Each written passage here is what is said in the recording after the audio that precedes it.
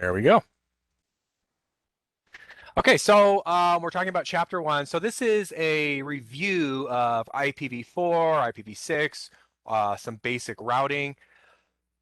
Um, we're not going to be going over the entire chapter. We're just going to be doing this stuff. Okay, so this down there, we will do Monday. Okay, IPv4 addressing. IPv4 has two address parts, the network or subnet portion and the host portion. Okay. Devices in the same subnet share the same subnet portion or network. Um, so we need the network portion to be the same so that the sender knows how to address the layer 2 PDU, or in the case of Ethernet, we call that a frame. That has to be addressed correctly, and that's going to determine if it's in the same subnet at layer 3 or a different subnet, the sender and the receiver. Okay, so let's take a look at those two scenarios. So this is the example in the book. Now, the book says step one is a DNS lookup by PC1 to get the IP address of PC2. I don't agree that this is step one because this is not necessarily the case, and it kind of confuses the issue. The whole DNS lookup process is different than IPv4 addressing. Okay, that would only be the case if PC2 was some sort of server with a fully qualified domain name. All right, so I've kind of simplified the example down, and we're just going to assume that PC1 obtained the IP address of PC2 somehow by any number of means. All right, so we're not concerned with the whole DNS lookup process. Okay, so PC1 wants to communicate with PC2, so it needs to send a layer 3 PDU, protocol data unit, which in this case is a packet. We're talking about IPv4. To the layer 3 destination address for PC2, which is 10.11.20, right? So PC1 needs to know, is it in the same subnet as the destination? The layer 2 PDU or the frame can be addressed directly to PC2 if it is in the same subnet. If it's not in the same subnet, then it needs to send the layer 2 frame to the default gateway. How does it accomplish knowing if it's in the same subnet or not? It's going to look at its IP address and subnet mask in binary. Okay, so let's take a look at what that looks like. So here's the IP address of PC1 in decimal. And if we were to rewrite that in binary, that's what it would look like. Here's the subnet mask in decimal. And let's rewrite that in binary. And so we've got the network portion on the left and the host portion on the right. Now we're going to do a logical and, okay? So that means that portion is going to be the same. This portion is not. Whatever the host portion of the address is not going to get copied. It's going to get stopped, okay? Instead, it's just going to get replaced with zeros. If we were to look at the result, that means the subnet is 10.11.0 with a /26, because that's how many ones are in a row there. Okay. Another way to think of it is just look at the subnet portion of PC1 and compare that to the subnet portion of PC2.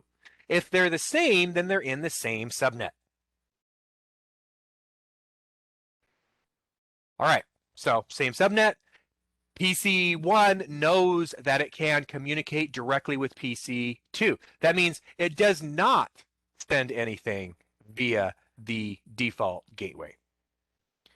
So therefore, the destination MAC in the layer 2 PDU in the frame address is PC2's MAC, not the default gateway's MAC. Okay. Does that make sense to everybody?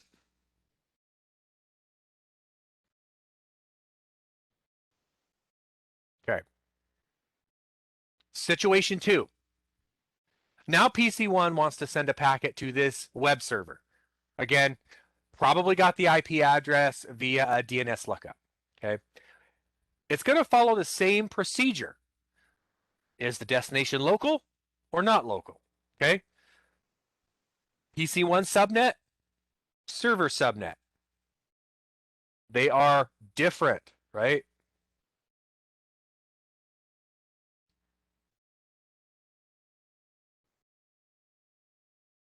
I mean, they've got lots of differences. Okay. So not the same subnet. PC1 cannot send a layer 2 PDU or frame directly to the server. It has to send it via the default gateway. Therefore, the layer 2 destination address, or the MAC address, because we're talking Ethernet here, is going to be the default gateway's MAC address. But let's take a look at a situation. What if PC1 actually had the wrong subnet configured? How would that affect this situation? Okay. So instead of ending in 192, we're going to end in 240. So we're going to do that ANDing process.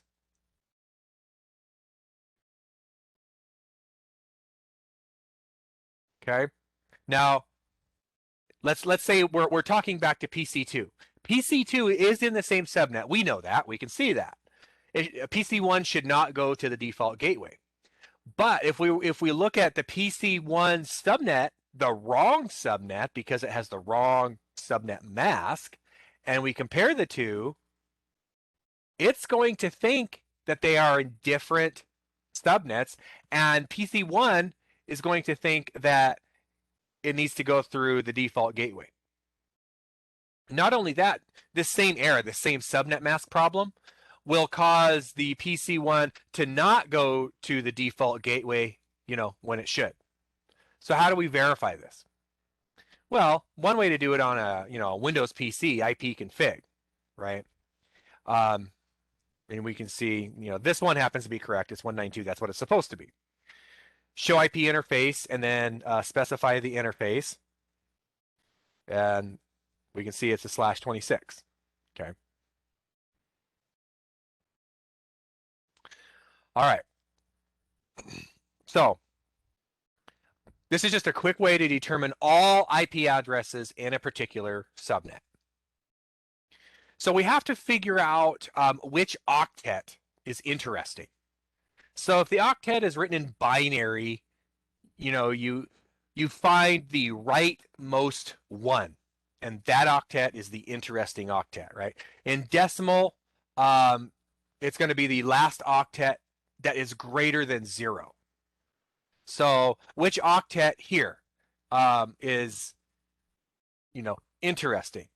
We can see that this isn't a decimal number, not binary. So which octet is the last octet that is non-zero, that is greater than 0? We can see that they're all greater than 0. Yeah, it's decimal. So the last octet that's greater than 0 is going to be the 4th octet. What about this one? The last octet that is greater than 0. It's going to be the 3rd octet, right? It's going to be that one. All right.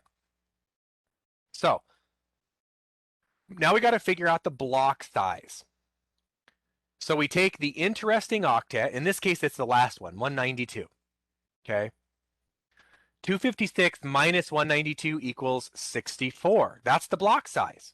Or some might think of it as the jump amount. Okay. So let's assume we have this address, 10110/26. If we add 64, that's the start of the next subnet, right? So this subnet started at 0. We add 64. The next one starts at 64. Okay. One less than that is the last IP address of that subnet. Okay. So again, starting at the 10110/26, we know that 64 is the block size. So if we add 64, right, We start with 0. We add 64. If we subtract 1 from 64, that gets us 63. So this subnet, that's the last IP address, what actually happens to be the broadcast. If we add 64, we get 128, and you can keep going. You take this one and subtract it, subtract 1, and that's the last IP address, right? So we have our different subnets. We can see that the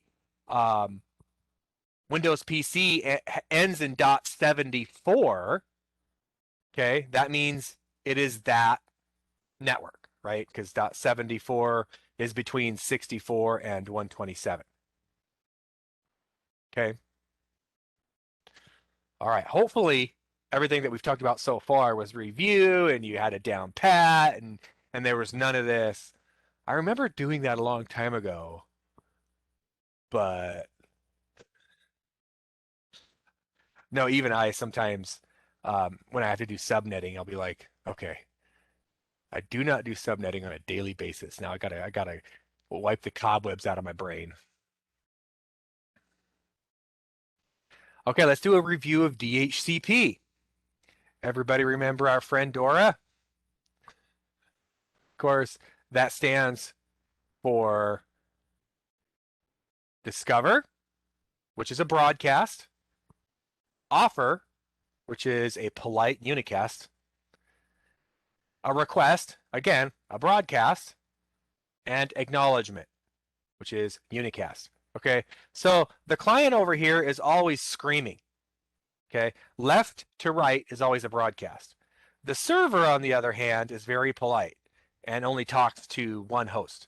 So from right to left is always unicast.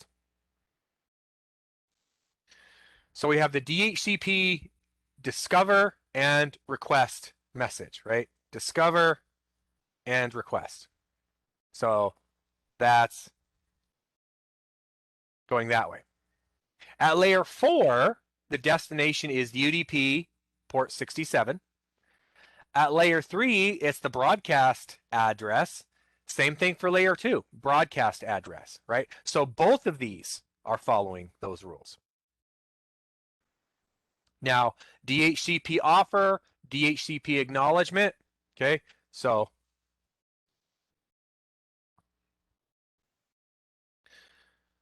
layer 4, UDP 68, it's one higher. The layer 3 address is the IP address being offered. So this at layer 3 is going to the IP address being offered. And you're like, well, how does this client know? Okay, well, let's look at the layer 2. It is the destination MAC address.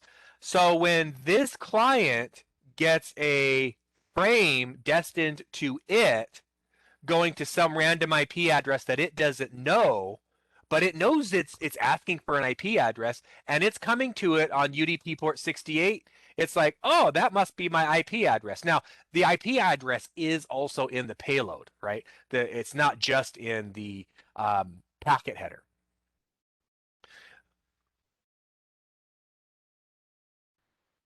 So, but let's talk about the DHCP request here. Now, in the case of, perhaps there's multiple DHCP servers on the network. They all might respond with multiple offers, but the client is only going to pick one. And so that's what this is, and that's why it's a broadcast. Why doesn't the client just unicast to the server saying, okay, sure, I'll take that IP address? Well, because there might be a redundant DHCP server on the network. And because this is a broadcast, it tells that other DHCP server, hey, that IP address that you offered me, I didn't take it. So go ahead and put it back in the pool for somebody else later. Okay, so that's why this DHCP request is a broadcast, when on the face of it, it seems like that's not necessary, but it actually is, because we are assuming that there's a high likelihood of multiple DHCP servers on the network. Okay, let's talk about the IP helper address. One note, DHCP is usually enabled by default on a device as a server, even if it's not configured. But if it is off, you can issue the command service DHCP. Maybe it's been turned off. All right. So assuming that's on, let's configure DHCP on R2. So we're going to call the DHCP pool myLAN. We're going to assign it that /24. There's the default gateway, the lease. We're going to exit out. We are going to exclude the .1 through the .49 addresses. So those are going to be reserved for static assignment and whatnot.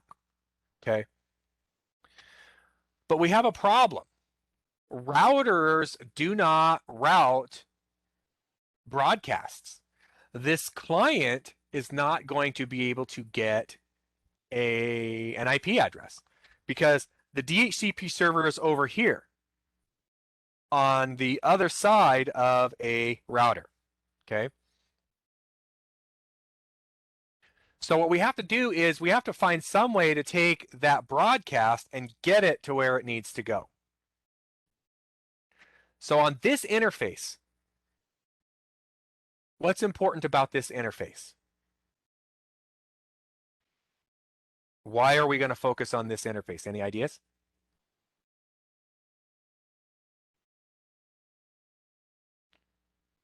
I need to get a Jeopardy sound thing. Come on. Why do we, if we want to get the DHCP request or discover message over to here, why are we focusing on this interface? It's the first one receiving the broadcast, and it's on the same subnet. Right. Yep, exactly. That's the interface that gets the broadcast that's going to drop it. Right. It's on the same subnet. It's the default gateway. It's the nearest one. All of those are right. It's the one that is going to be responsible for doing something with that broadcast or dropping it, which is what it's going to do by default. Right. So on that interface, we're going to configure an IP helper address that's going to tell it where to send those broadcasts. Okay.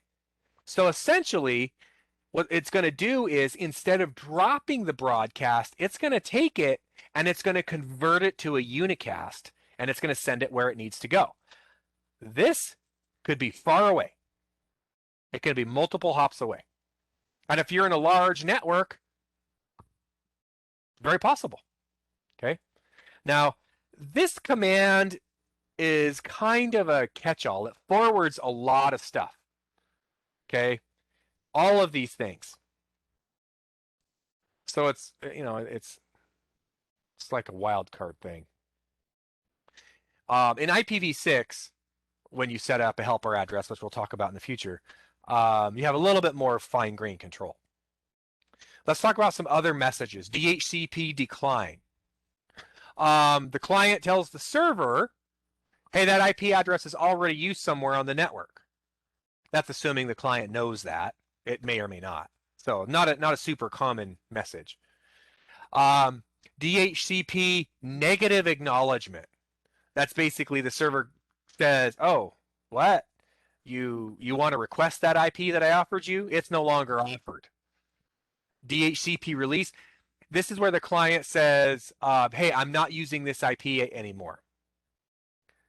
DHCP inform is the client is informing the server that it needs some specific information. We couldn't use request again, right? Because that's taken. How do you set up a router as a DHCP client? Really easy. On the interface, IP address, and then instead of typing an address, you just say DHCP. Now this interface will get whatever IP address is assigned to it. What about a PIPA?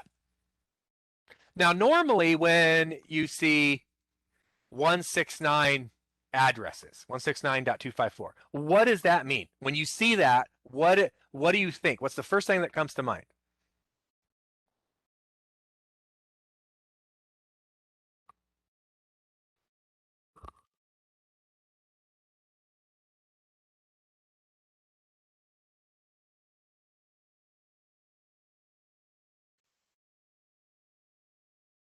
Network type? Well, I know when I see that, that usually indicates that the host did not get an IP address, right? Most people think, I mean, it's a really common idea that if you get an IP address, that's the computer's way of indicating an error. But really, it's not. This is a legacy solution. And back in the day, this was super useful. If you were on a LAN that had no static IPs, but yet no DHCP server, and no internet connectivity, which when this was used was very common, okay? Then hosts, you know, you have a bunch of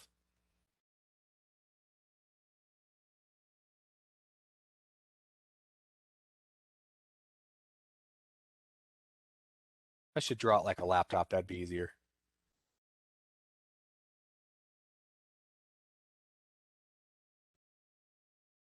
Give it some keys on the keyboard.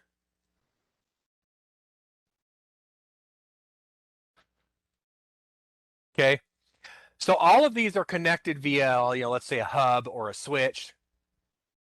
There's no static IPs. There's no DHCP server, no internet connectivity. How are they supposed to talk to each other? Well, they have this /16, and what'll happen is, so you've got like 56 some odd thousand IP addresses to pick from.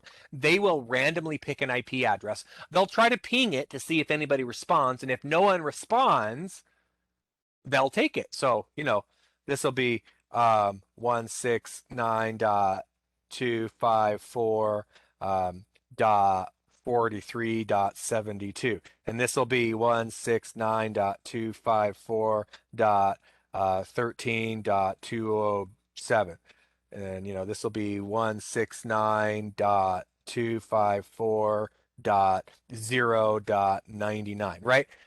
And now they can all talk to each other. They're all in the same subnet. So that's a PIPA. However, in modern networks, this generally indicates that a client could not contact the DHCP server, and it fell back to the old way of doing things.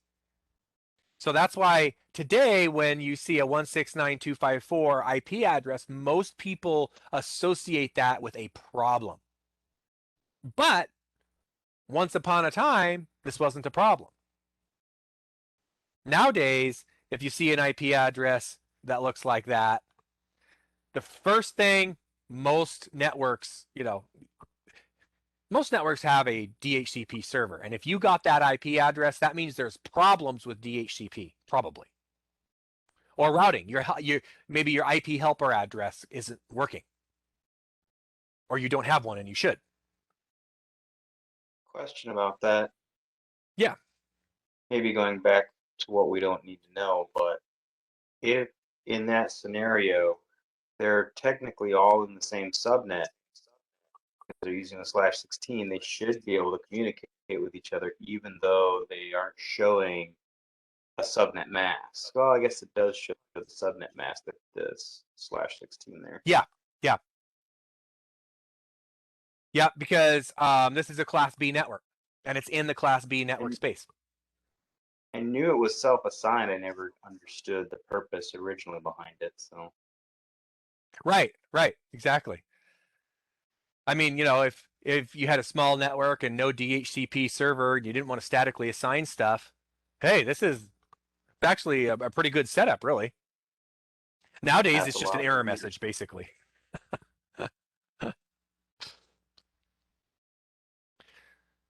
Yeah, we're used to seeing this, and then associating that with no connectivity, but it's actually, that's what it's for, is to create connectivity. All right, let's talk about troubleshooting issues with DHCP.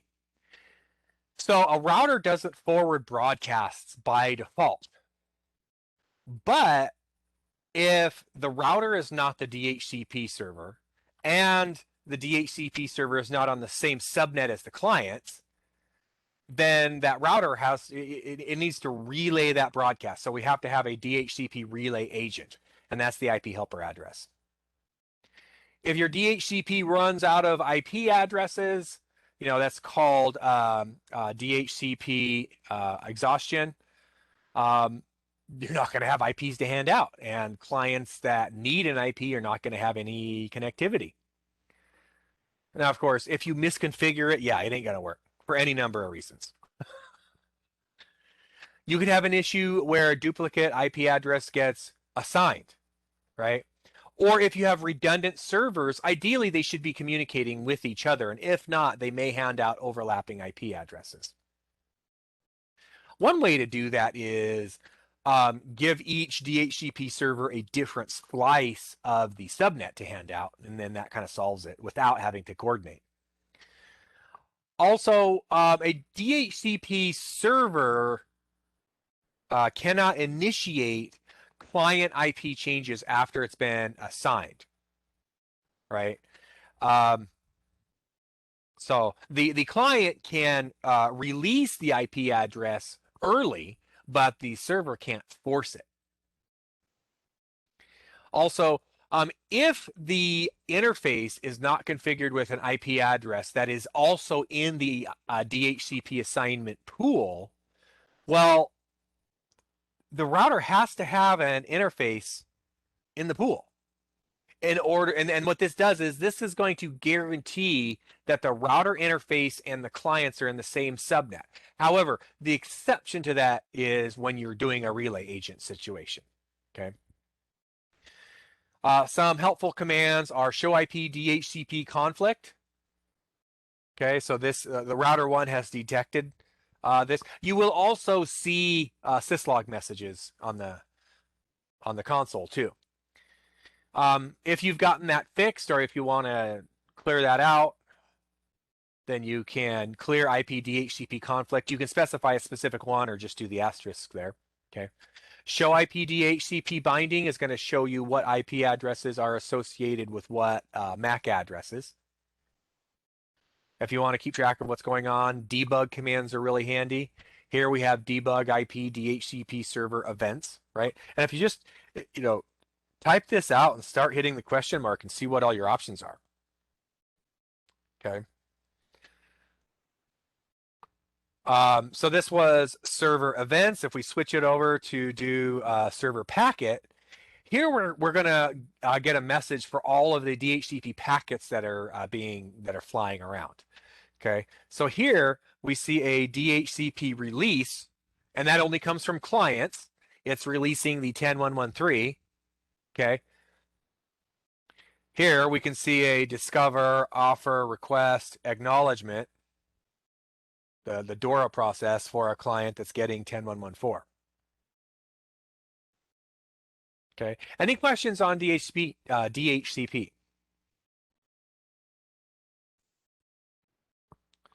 Okay. Pretty self-explanatory. Let's talk about IPv6 addresses now. Again, this, for the most part, hopefully should be review. All right, so we start with the global IPv6 universe, and we've got three major types of addresses: unicast, multicast, anycast.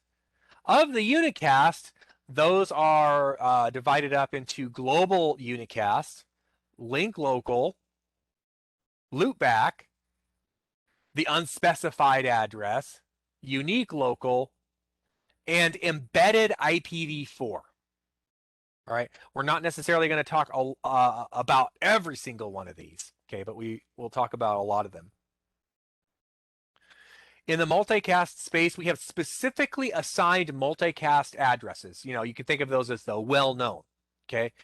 And then we have the solicited node multicast addresses, and those can change depending on what we're needing. Now, when we're talking about the global unicast range, it's the 2000 through the 3FFF space. Okay. So that's 1/8 of the overall IPv6 space. Okay. And all of these are still available for assignment. For our great grandchildren. So this address space is 001 followed by all zeros through 001 followed by all ones. It's a lot of IP space. Now, when we look at the IPv4 address makeup, the total is 32 bits. We've got a network portion, a host portion, and then somewhere in there is the subnet portion. Okay. And we don't know how big that is because of variable length subnetting. Okay.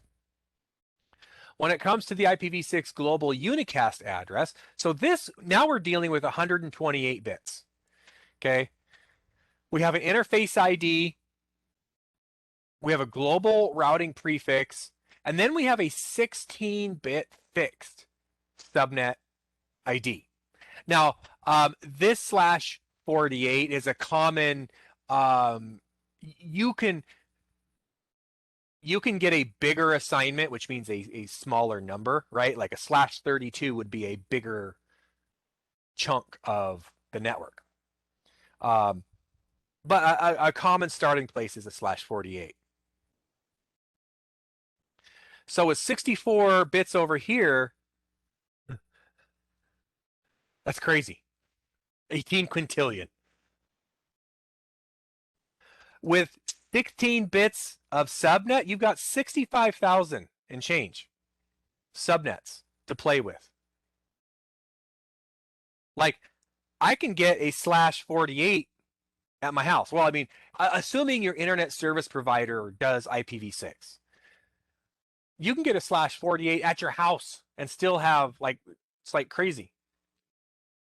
Okay. So we've got the global routing prefix, right? That's 16, 16, 16. Okay. If you think about it, this right here is all of the IPv4 universe right there. Just 32 bits.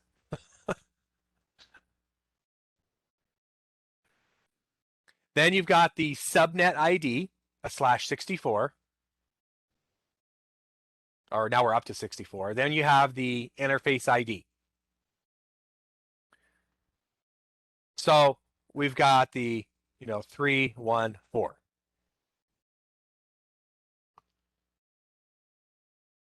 314. So this is the global routed prefix 2001 ODB8 Cafe. Our company got that assigned to it from the service provider. And then, this is VLAN 1 or subnet 1. And then, of course, the host portion. Host 100. We can shorten that up by getting rid of the zeros. And here we got rid of the leading 0 in that one. Alternatively, we can get rid of these leading zeros and those leading zeros also. But you can only do the double colon once.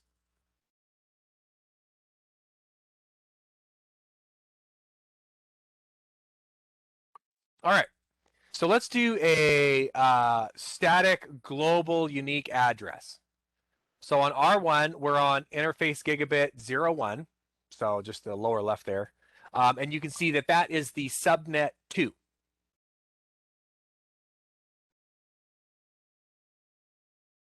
And then the serial interface, we're going to give it the subnet 3. So that 314 rule makes subnetting IPv6 a trillion times easier.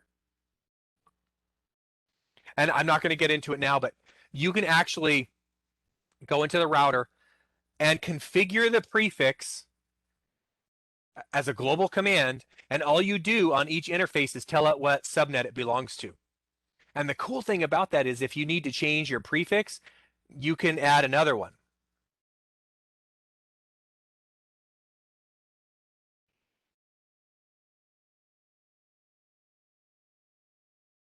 You configure the router with a /48. You tell each interface what subnet it belongs to. Now you'll have 2 IPv6 addresses on each interface. Then you can retire that one and you just renumbered your entire network. It's super easy. And even if you never planned on doing it, that's how I'd configure it. I would configure the entire router with a /48, tell it what subnet the interface belongs to, and then, I mean, you do tell it, you know, you can tell it the host portion too. So you tell it : :1, right? And then boom, away you go. Super easy. So a regional registry is usually going to get a /23 assigned to it, right? So that's RIPE, Afrinic, APNIC, ARIN, which is us in North America, LACNIC. Okay. A typical service provider might get a /32, although a particularly large company could also, right? A site usually gets a /48, right? Now, there's some talk of doing a possible home site prefix with a /56. Now, this is okay. There is no IPv6 scarcity. I mean, we have more IPs than we need to give every grain of sand its own IP address with plenty left over. All right. We don't need to think in terms of scarcity. Let's think in terms of conformity. Okay. We don't need this. Some people say, well, this /48 given to a house is wasteful.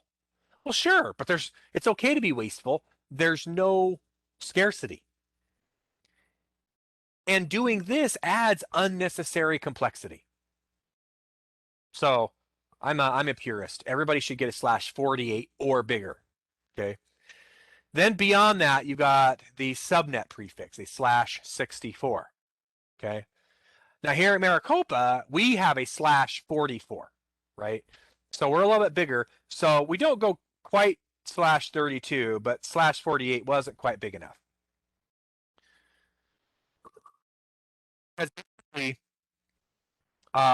We want to be able to give a /48 to every campus, right? Because that's the site prefix. And that gives us 4 bits to play with, okay? That's 2, 4, 8, 16. That's 16 sites that Maricopa Community Colleges has. We've got 10 colleges, plus a corporate site, plus the district office, plus the Mesa Institute of Technology. You know, so we're getting real close to using up all 16 already.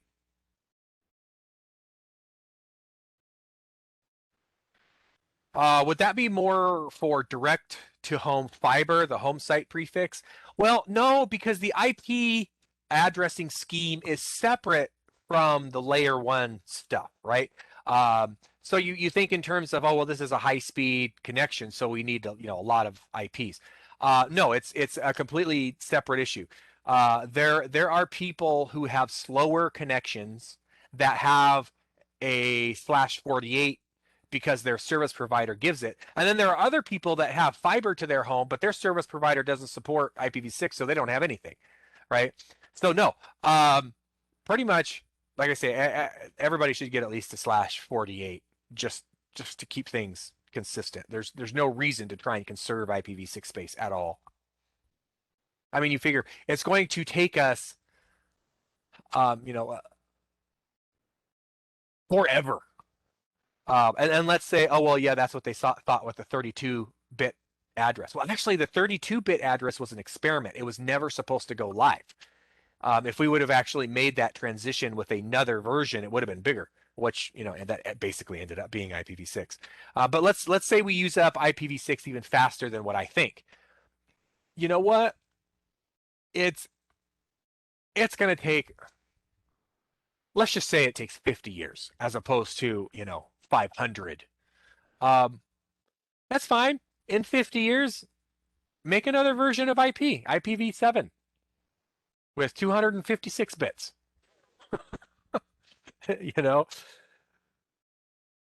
All right, let's move on. So we have what's called provider independent space. Okay.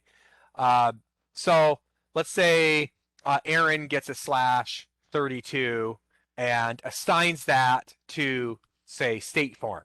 Okay. State Farm actually has that. State Farm owns 2620.168/32. Okay. And that's because they're big. They got more than a 48, or even a lot more than the 44 that Maricopa Community Colleges has. And just for fun, I was going to get a /32. And I looked into it. I was going to go directly to Aaron and get it assigned to me. And you can totally do that. I don't know what it is now, but this is a few years ago. At the time, if I wanted a /32, the only thing I had to do is pay him $5,000. Okay, well, the street cred of getting a /32 IPv6 address space, let's just say the cost benefit analysis didn't work out. But what is provider independent address space? That means the address space stays with the customer even if you change service providers. And if you do change service providers, no prefix renumbering needed. Although I've talked about how easy that is. Provider aggregatable address space. That's where your address space can be aggregated by the provider's address space. Okay. This is assigned by an ISP to a customer. If you change providers, you get new address space. Okay. And this is usually when you're going to get the /48. If you want to change providers, you're going to have to do prefix renumbering. Although, like I said, not hard to do. All right, so that's globally unique unicast routing IP addresses. Let's talk about link local addresses. Okay, so this is FE80::10 through FEBF::10. Okay, essentially it's 11, 11, 11, 10, 10. Okay, so 1, 2, 3 11s. And 2 10s. So 11, 11, 11, 10, 10. Followed by zeros through 11, 11, 11, 10, 10, followed by ones. Okay, that's the link local address space. Although usually you don't really get beyond this. It's almost always FE80. So that's just a little slice. A link is a network segment. Link local means local to that link or to that network. Okay. It's used to communicate with other devices on the link, but is not routable further away from that link. Okay. So those addresses only have to be unique on that link. And these addresses do not get put in the IPv6 routing table. All right. And we'll see how these actually get used in practice, and it'll make a little bit more sense. But all IPv6 devices must have a link local address. You don't have to have a globally routable address even, but you must have a link local in order to be on IPv6. Which means if you have a globally unique address, you also have a link local. That interface will have at least 2 IPv6 addresses. Having multiple IPv6 addresses on an interface in IPv6 is not unusual, whereas with IPv4, it is unusual. Okay. So you've got 54 bits to play with, right? This is the interface ID, and then you've got 11, 11, 11, 10, 10, and then the rest is that 54 bits. You've got the link local addresses can be created automatically, usually start FE80 with an interface ID. That interface ID can be created using the EUI64 process, or it could just be a random number, okay? In addition to automatic creation of link local addresses, you can statically create it or manually configure it, okay? If we were to configure it on or see it get made here, let's look at the MAC address on this interface. Okay, we're going to use the EUI64 process, which is what Cisco routers use by default. So there's the MAC address. The link local address is going to be FE80::, and then the interface ID created using the EUI64 using the 48-bit MAC address. We're going to stick FFFE right in the middle of it, and we're going to flip what's called the universal local bit. So let's see what this looks like. Here's that MAC address. We have the organizationally unique identifier. So the manufacturer of that NIC, that network interface card, gets this assigned to them. They have to pay for it. Then there's the device identifier. That's 24 bits. And so this is the serial number of the device. Now, if you manufacture a lot of interface cards, you're going to get multiple OUIs assigned to you. Okay, but each company that manufactures NICs gets a unique OUI, and then within that OUI, each device gets a unique serial number, right, or device identifier. That means the MAC address should be unique on the planet. Now, there are some discount manufacturers that might, reuse numbers, but in theory, that's not supposed to happen, okay? But the MAC address, at least right now, is 48 bits, but the host portion of the IPv6 address needs to be 64 bits. So we need to take the 48 bits and we kind of need to pad it, okay? So that's what the FFFE does. It turns a 48-bit number into a 64-bit number, okay? Now, there is this unique and local bit right there. And unique means this is globally unique in the MAC address. So that's in the MAC address RFC, or the MAC address standard. Okay, so this is globally unique, so it's a 0. But since we are changing this, it's going to get changed to a 1, which means locally assigned. So this FC is going to turn into FE. There's some controversy over if this is necessary or not. Cisco has taken the position that it gets flipped. All right, so we're going to take this MAC address and it's going to turn into that host identifier. And so we'll see that in practice here. So again, we do the show interface command. There's the MAC address. Show IPv6 interface brief. There it is. Okay, EUI64. FE80, but then we have FE99, remember FC99, 47, FFFE, 75, C3E0.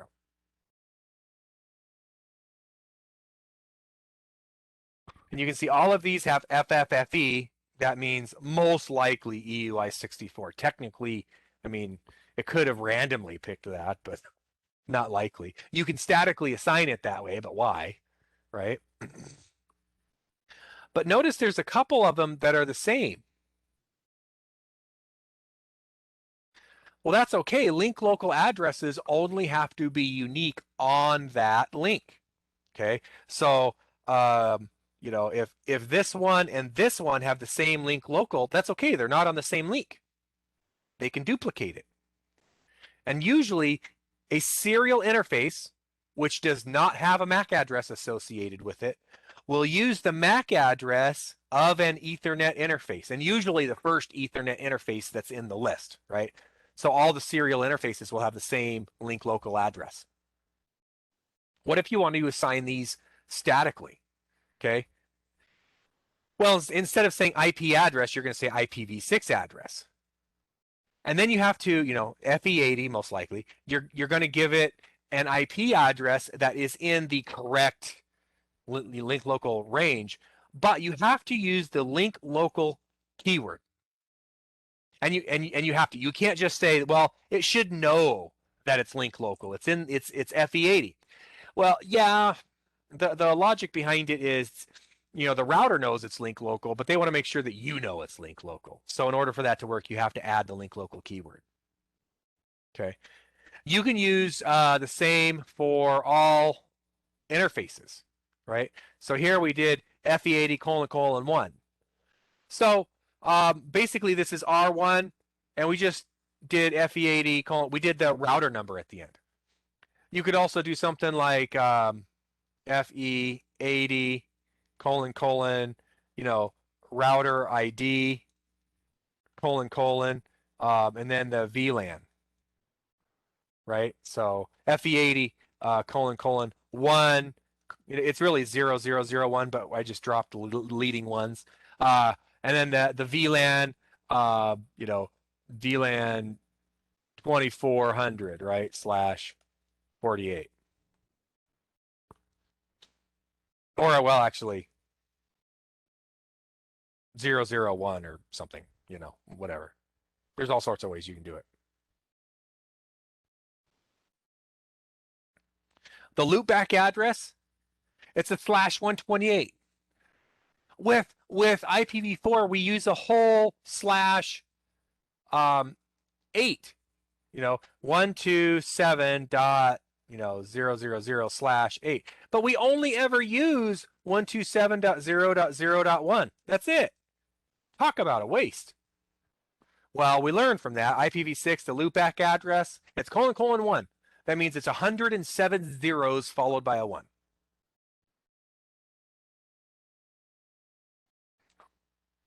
Not routable. The unspecified address, all zeros. That's usually what you use when either you don't know the address or it hasn't been assigned or whatever. Okay.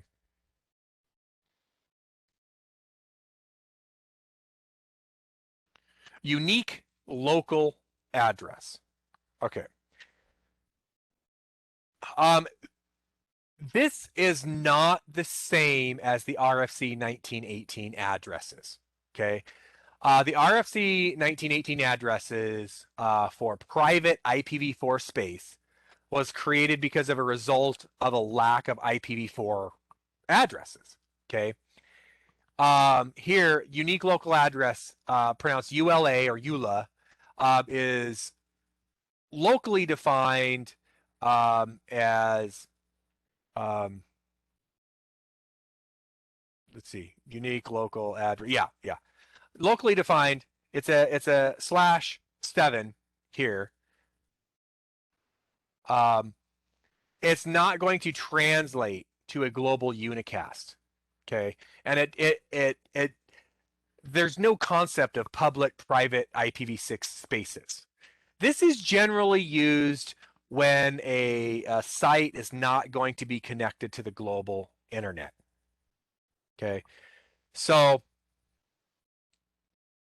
we've got two options here. FC007, where this bit is going to be local. Okay, and if that equals 0, then that means it was assigned using a special algorithm which isn't used. So normally it's going to equal a 1. Okay.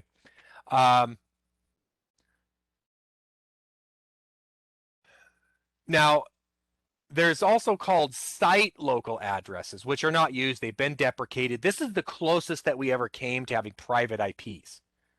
So I say, site local, it starts with FECO. So think fecal material, like we don't want it, we don't use it, it's bad, it's stinky.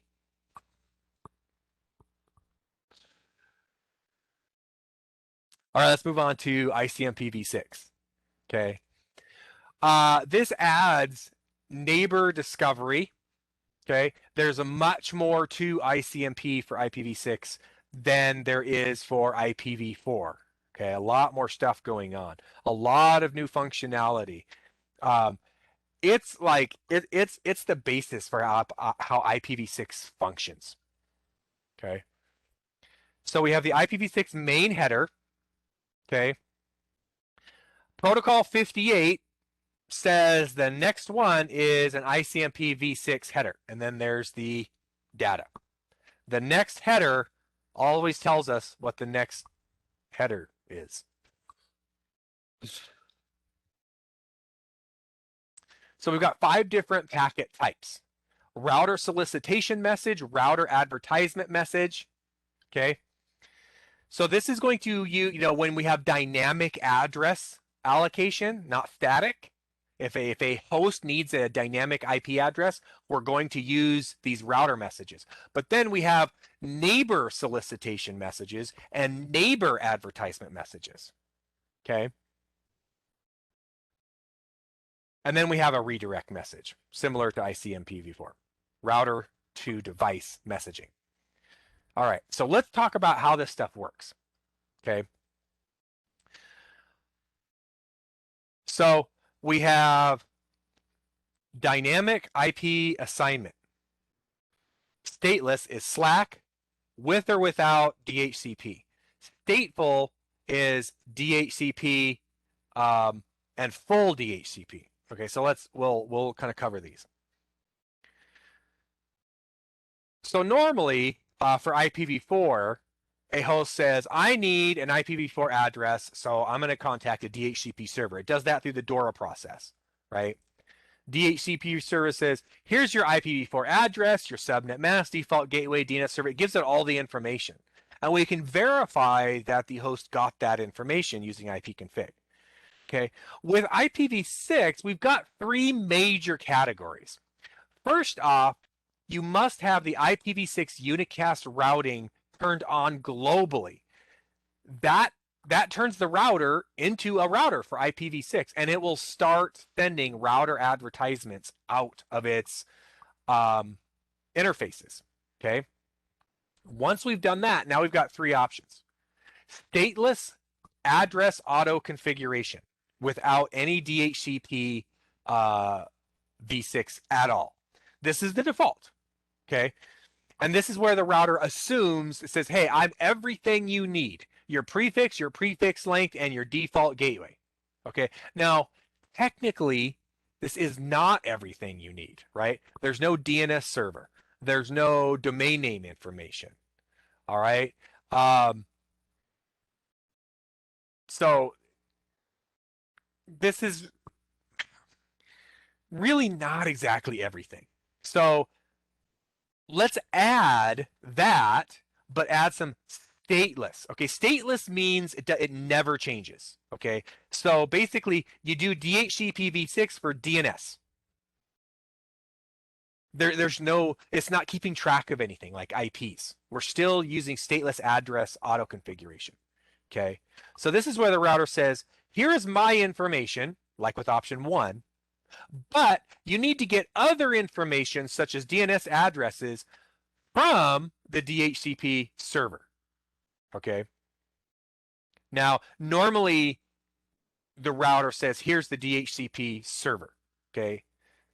Or it could include the DNS information in it. Option 3 is like option 1 and 2, except the DHCP gives all the information except the default gateway. The default gateway is still given by the router. Okay, that's where the router says, I can't help you. Talk to the DHCP server for everything except for default gateway. That's me. Okay, so because of the default gateway issue, the router advertisement is still needed by the client, right? So let's take a look at the first option. Okay, option 1 and 2 are stateless address auto configuration. Okay, but the second one has DNS by the DHCP server, but the DHCP server there is not keeping track of anything. Okay, so option 1 and 2, all the dynamic information like the client IP address is handled by the client. Option 3 is stateful. Now we actually have a server keeping track of changing information. Okay, so stateless address auto configuration only. So step 1. We're going to configure router 1 using the IPv6 unicast routing command. Okay, so it's going to send a router advertisement message to all devices. That's the FFO2::1. That's the closest equivalent IPv6 has to a broadcast address. FFO2::1. That's the all IPv6 devices address. The from is going to be its link local. FE80::1. It's going to say, hey, this is your prefix. Okay. This is the /64 network that you're on. And of course, it sends the prefix link separately. Okay. So the client gets it. It makes a note of the prefix. It makes a note of the prefix length. Even though it's almost always 64, it could be different in theory. Okay. It makes a note of the default gateway. Notice the default gateway is still the link local address.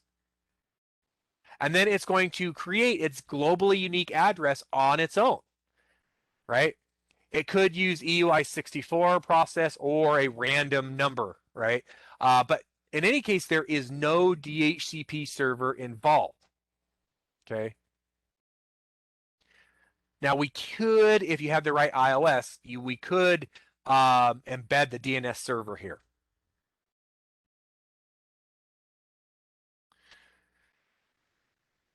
So here's the stateless address auto configuration. EUI64 process, not super private because your MAC address is out there, or a random generated number.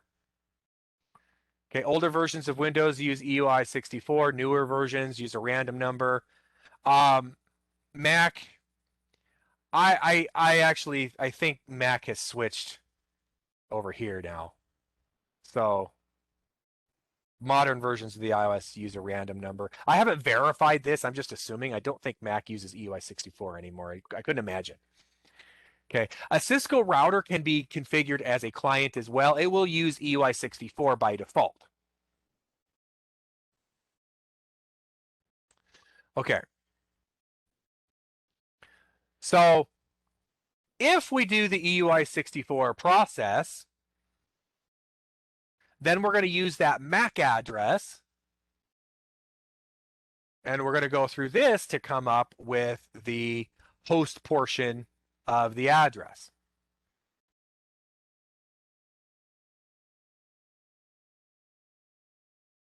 And here we do an IP config, and there we go. We can see the address.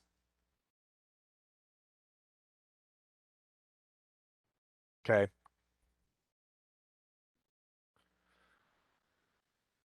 Now, one thing that this does allow us to do is it makes it easier to transition to a 64-bit MAC address, which will happen one day. Okay. So let's take a look at the second option, doing what we just talked about, but adding a DHCP server for DNS info. Okay. So here we're sending a lot of the same information. So we have the router advertisement message. We're sending it to the FFO2::1 address from the link local. There's the prefix length, but there's something new. The other configuration flag is changed to a 1. I guess this was present in the last message, but it was a 0. Okay. Or, true. There is other configuration. So it gets the prefix length, the default gateway. globally unicast address. It uses whatever process it's going to use. Okay. Comes up with it, used a random number in this case. Then it's going to take a look at that, and now it's going to try to contact a DHCP server for other information. So let's configure the router to do that. Okay. Well, actually, not the router. We'll have a separate DNS server. So for the router IPv6 unicast routing, that's required. This is a very common step to forget. When you go to put an IPv6 address on an interface, but yet it won't do any stuff, you can put an IPv6 address on a router interface and not use this command. What that means is the router will act like a host. It will not route packets between the interfaces, and it will not send router advertisements because it's not behaving like a router as far as IPv6 is concerned.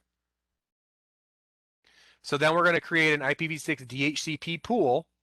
Notice there's no stateful information. It's all stateless, meaning it doesn't change.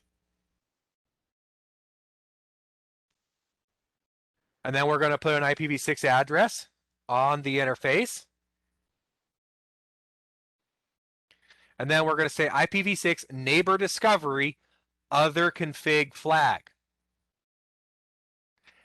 And then we're going to tell it use that server. Okay. So IPv6 unicast routing, it's going to send out the router advertisement flag. Okay.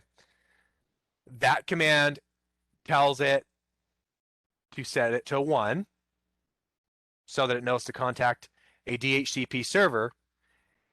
And we're going to use that server information to give out the DNS and domain name.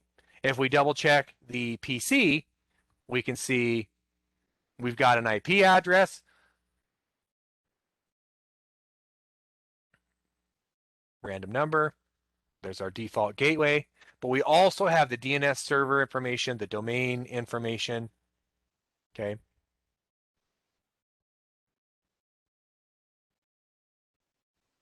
So let's look at the third option. Now this is where the DHCP server does everything except default gateway. So here, we're going to send the router advertisement message, as always, to FFO2::1. It's going to be from the link local address, FE80::1. Prefix, prefix length. Now we have the managed configuration flag set to 1. Okay, so the client gets it, gets its default gateway, managed configuration. Now it's going to get everything else from the DHCP server. That DHCP server is stateful, okay? So here it says, as a Windows host, I will still use the router advertisement prefix to create a temporary Slack address, unless the autonomous address flag is set to false. Okay, so how do we do that? IPv6 unicast routing. We create the pool. Notice we set the address in addition. You know, it's like one more command. Notice it's a /80. We'll talk about that. Then on the interface, we're going to give it IPv6 information, addresses. Then we're going to do the neighbor discovery managed config flag, and we're going to reference that stateful server that we created. Okay. So the unicast routing turns on the router advertisement, but the managed config flag, and notice this is done on the interface, right? That's an interface level command because we don't want it sent everywhere, just on interfaces that have, you know, hosts that need IP addresses assigned to them. Now, it just so happens that, I'm not sure why this is here.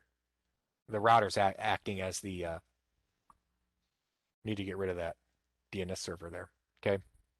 Now, let's talk about some slight differences in how DHCP for IPv6 versus IPv4 operates, okay? With IPv4, a router enabled as a DHCP v4 server, we have to specifically exclude addresses from being assigned, right? All other addresses are included automatically. So here we're excluding .1 through .9, okay? With IPv6 though, we have to specifically include addresses and all others are excluded, okay? So here we've got a /64, but we want to exclude some addresses. So we're actually going to only give out the prefix for that portion of, like, so this is subnet 2. We're going to just pick, /80. Okay, so only the portion that has those bits. That's 16 bits. Okay, the first 16 bits of the host portion has to be DEED. I mean, if we wanted to leave it wide open, we could do /64 and it would assign whatever. But we're restricting it. We're saying only assign those. Okay.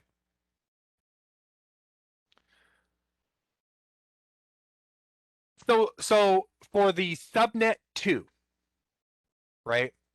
We've got /64. All zeros through all ones to play with. But we don't want it to assign all of those. We're going to restrict it where the first 16 bits have to equal that. Okay. So now it's, subnet 2, deed, followed by all zeros through all ones. Still plenty of IPs. And all other addresses outside of that are excluded. Okay.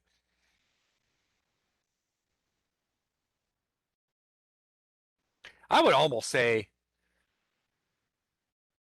do a /65 where this first bit here, 0 is DHCP and 1 would be static. That'd be easier. But, whatever. There's maybe not easier. I don't know.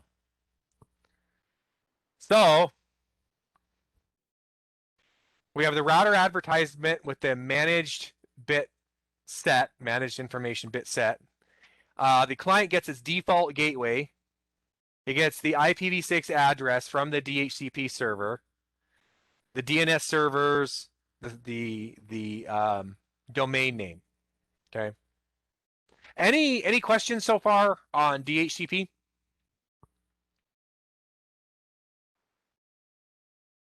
Okay.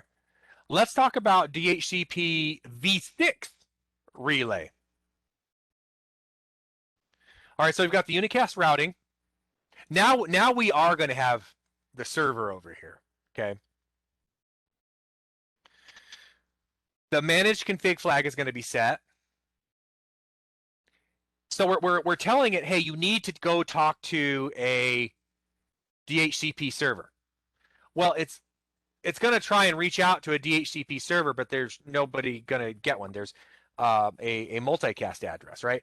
So what this is going to, DHCP relay destination here, and there's the exit, okay? Now this exit interface is only required if this is a link local address, right? If this was a link local address. Because link local addresses are not in the routing table. So you have to tell it what the exit interface is, right? Because what is routing? Finding the exit interface. Well, you have to tell it, okay? Now, this is not a link local, so that's not necessary. It's optional. So this is going to try and contact a DHCP server, and then that's going to get relayed to the actual DHCP server. Okay.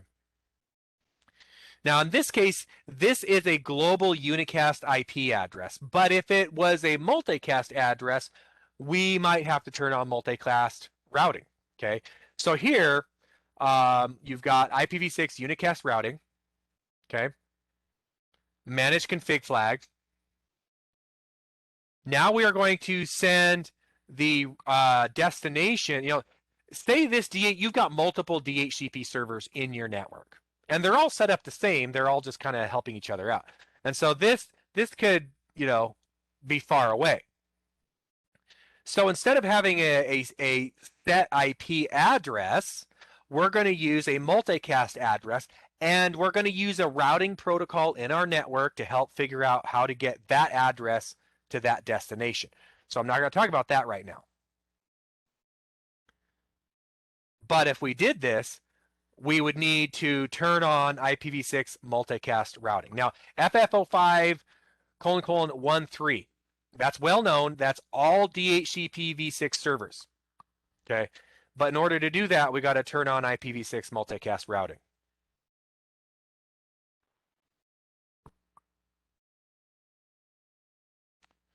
So I'll relay forward and it'll get there. Okay. All right. So that's pretty much it for IPv6. I'm sorry, for DHCP. So let's see, we are almost done. We will not normally go this late, but since we did the class introduction plus the chapter exam, we are on the late side. I know you're all your eyes are probably glazing over at this point. But bear with me. We don't have too much more to go. All right, let's review the packet forwarding process, okay, and how that works. We've got like 10 slides left. Okay, so we have a goal of sending a packet from the PC on the left to that server on the right, okay? So we've got a source address of 192.168.1.2 and a destination address of 192.168.3.2, okay? This is the MAC address of that PC. This is the MAC address of that server. This is the default gateway of that PC, and this is the default gateway of that server, okay? Each router has its own stuff, right? So if we look here, these are serial. Notice no MAC address. Serial does not have MAC addresses, okay? But over here, fast Ethernet, right? There's the default gateway, and then there's the MAC address. Over here, that's the default gateway for the server, and that's the MAC address. All right, so keep that in mind. 1111 is the source, 2222 is the destination MAC addresses. The routers are AAAA and BBBB, okay? All right, so step one, this PC is getting ready to, not sure why I lost is getting ready to drop the packet on the wire, okay? So it's, web information. Layers 5 through 7 is data, HTTP. It's the TCP segment. Layer 4 is going to TCP port 80, right? The packet header, well, PC1 compares the IP address with the destination IP to determine if it's in the same subnet, right? So here's the source, there's the destination, okay? It is in a remote subnet. So PC1 needs to send the frame to the default gateway. It knows its source, so the source MAC address is 1111. Okay. So it's going to need to do an ARP request to its default gateway to find out what the MAC address is. Okay. Hey, my default gateway is 192.168.1.1. Now that's not the destination anywhere, okay? But this is the layer 3 address for my default gateway. I need the layer 2 address. So at layer 2, it sends the frame to the router, but it's sending the packet to the destination, the correct destination, okay? Router 2 gets it. It receives the frame. It sees the destination MAC address. I'm sorry, router 1. Step 2, router 1. The destination MAC address equals itself. So it's going to decapsulate the packet. Then it's going to look at the layer 3 header. Okay. So it's going to decrement the TTL field. Okay. If it hits 0, it's going to drop the packet and then send a time exceeded ICMP message to PC1. Okay. Assuming that didn't happen, now we're going to look at this destination IP. We need to make a routing decision, right? Which interface are we going to send that out of? So according to the router, it needs to go out serial 1.1. Okay. So this is the topology. All right.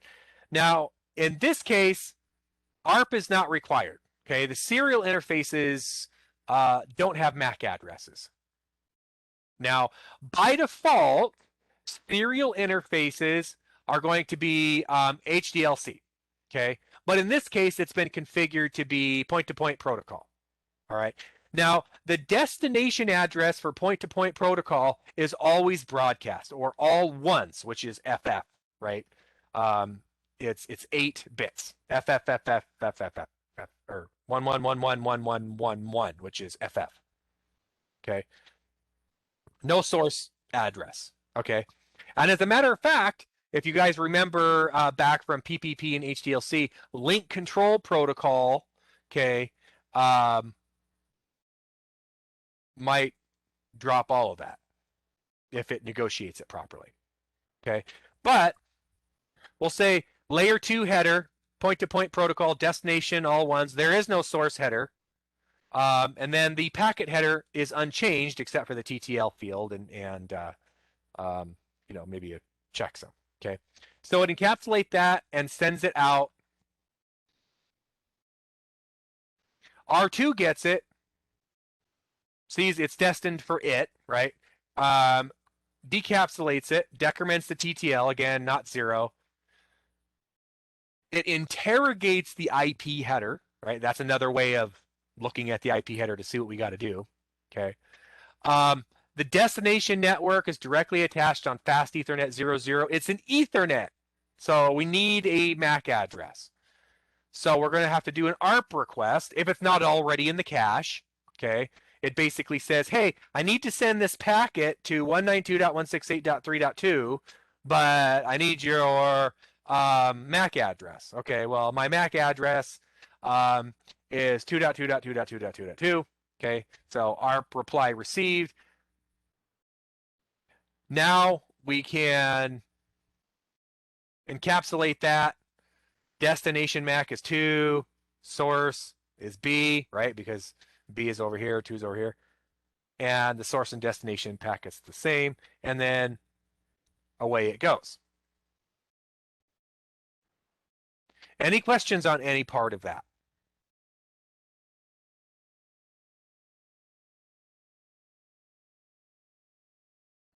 Okay. Now, there are some data structures. The IP routing table, right? That's used to make routing decisions. We try to find the best match for destinations.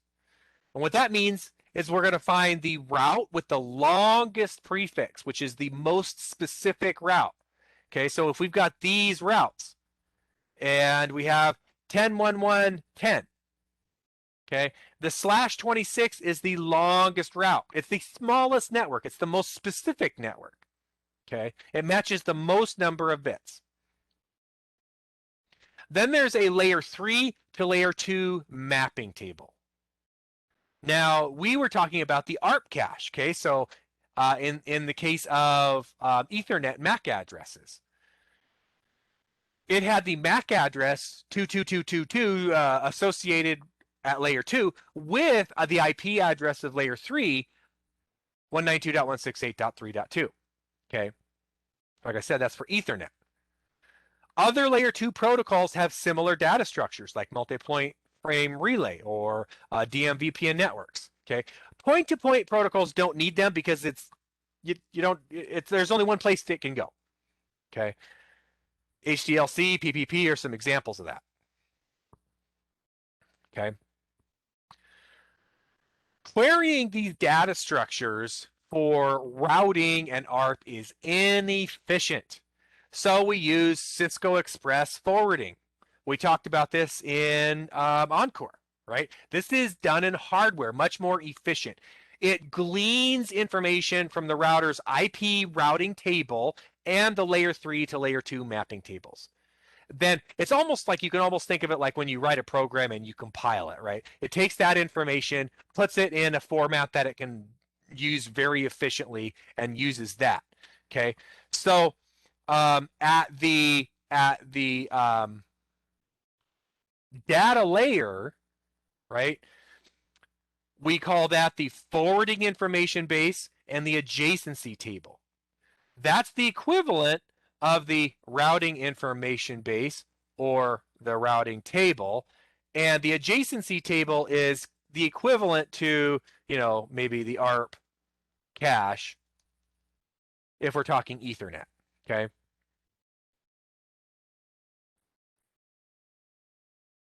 That's it. Okay.